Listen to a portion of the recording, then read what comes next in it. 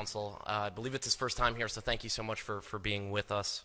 No place is really pacific for very long. I mean, neither the United States, we have constant wars, okay? Europe will, I suspect, not return to the 31 years, but it will return to humanity.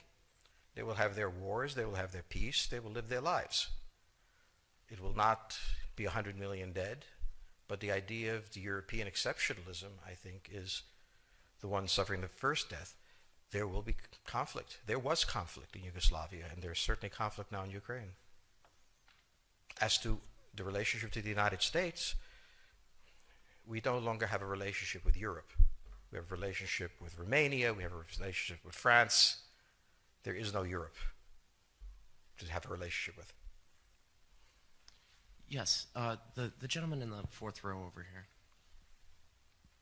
Excuse me. By the way, I'm a subscriber. Thank you. Is Islamic extremism really the major threat to the United States, and will it die on its own, or will it keep growing? It is a problem to the United States. It is not an existential threat. It has to be dealt with, but it has to be dealt with proportionately. We have other foreign policy interests. So, the primordial interest of the United States, over which for a century we have fought wars, the First, Second Cold War, has been the relationship between Germany and Russia, because united they are the only force that could threaten us, and to make sure that that doesn't happen. If you're a Ukrainian, is essentially reach out to the only country that will help you, which is the United States. Last week, 10 days ago, General Hodges, Commander U.S. Army Europe, visited Ukraine. He announced that U.S. trainers would now officially be coming, not just unofficially coming.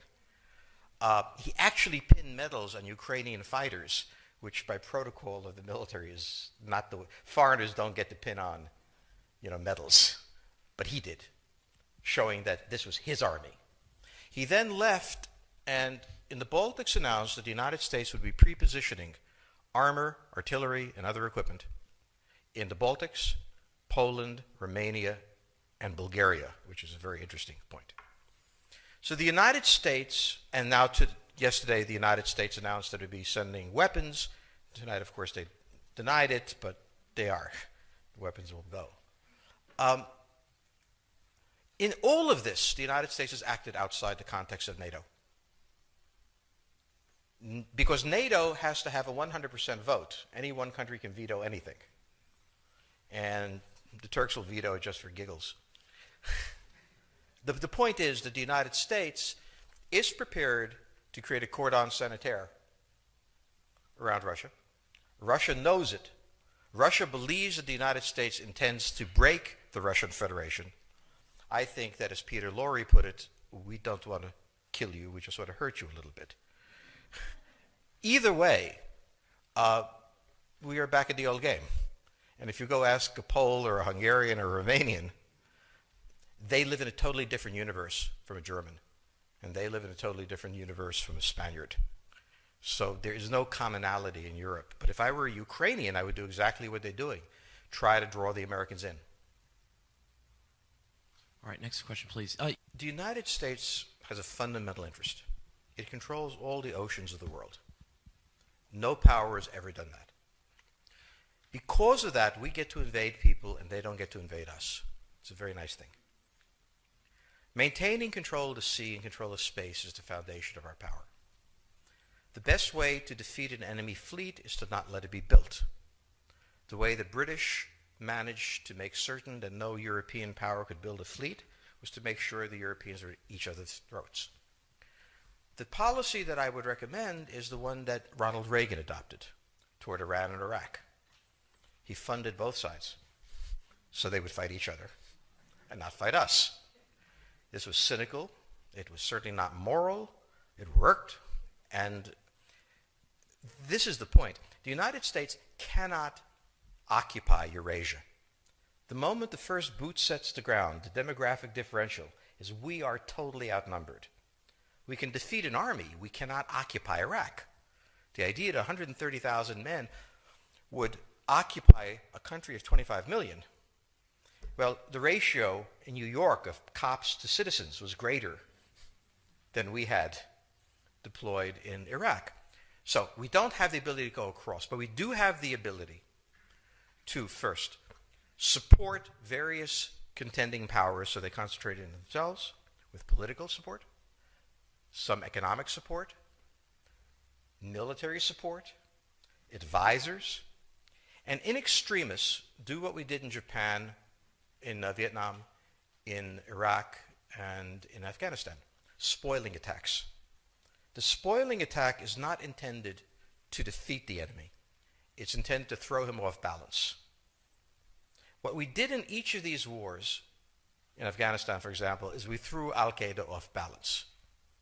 The problem we have, since we're young and stupid, is that having thrown them off balance, instead of saying, okay, job well done, let's go home, we said, well, that was easy. Why don't we build a democracy here? This was the moment of dementia that came in. The answer, therefore, is the United States cannot constantly be intervening throughout Eurasia. It must be selectively intervening and very rarely. That is the extreme moment. We cannot, as the first step, send American troops. And when we send American troops, we have to clearly understand what the mission is, limit it to that, and not develop all sorts of psychotic fantasies. So hopefully we've learned that this time. It takes a while for kids to learn lessons. But I think you're absolutely right. We cannot, as an empire, do that. Britain didn't occupy India. It took various Indian states and turned them against each other and provided some British officers for an Indian army. The Romans did not send vast armies out there. It placed kings like, various kings it created under the emperor, and those kings were responsible for maintaining the peace. Pontius Pilate was an example. So empires that are directly governed by the empire, like the Nazi Empire, fail. No one has that much power. You have to have a level of cleverness. However, our problem is not yet that. It is actually admitting that we have an empire. So we haven't even gotten to that point where we don't think we can kind of go home and it'll be over and done.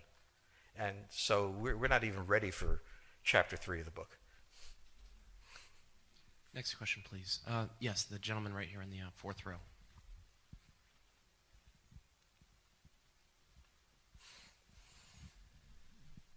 So I infer from your comments that the euro as the currency will not survive.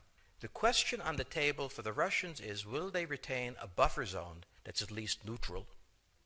Or will the West penetrate so far into Ukraine that they're 70 miles away from Stalingrad and 300 miles away from Moscow? For Russia, the status of Ukraine is an existential threat. And the Russians cannot let go. For the United States, in the event that Russia holds onto the Ukraine, where will it stop? Therefore, it's not an accident that General Hodges, who's been appointed to be blamed for all of this, is talking about prepositioning troops in Romania, Bulgaria, Poland, and the Baltics. This is the intermarium, from the Black Sea to the Baltic, that Pilsudski dreamt of. This is the solution for the United States.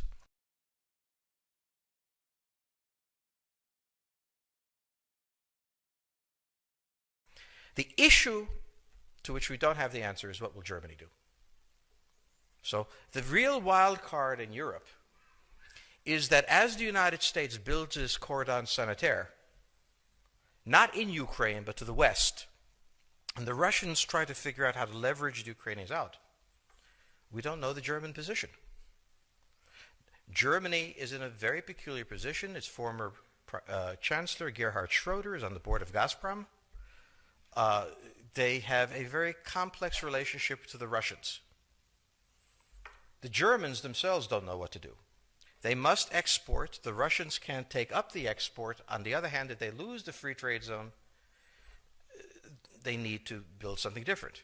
For the United States, the primordial fear is Russian capital, Russian technology, German technology and German capital, Russian natural resources, Russian manpower, as the only combination that has for centuries scared the hell out of the United States. So how does this play out? Well, the U.S. has already put its cards on the table. It is the line from the Baltics to the Black Sea.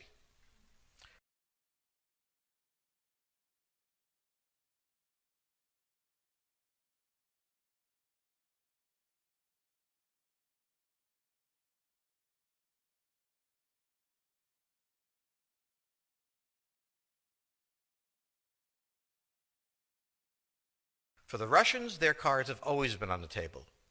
They must have at least a neutral Ukraine, not a pro-Western Ukraine. Belarus is another question. Now, whoever can tell me what the Germans are going to do is going to tell me about the next 20 years of history. But unfortunately, the Germans haven't made up their mind. And this is the problem of Germany always. Enormously economically powerful, geopolitically very fragile, and never quite knowing how to reconcile the two. Ever since 1871, this has been the German question, the question of Europe. Think about the German question, because now it's coming up again. That's the next question that we have to address. And we don't know how to address it. We don't know what they're going to do. And unfortunately, that's all we have time for this evening.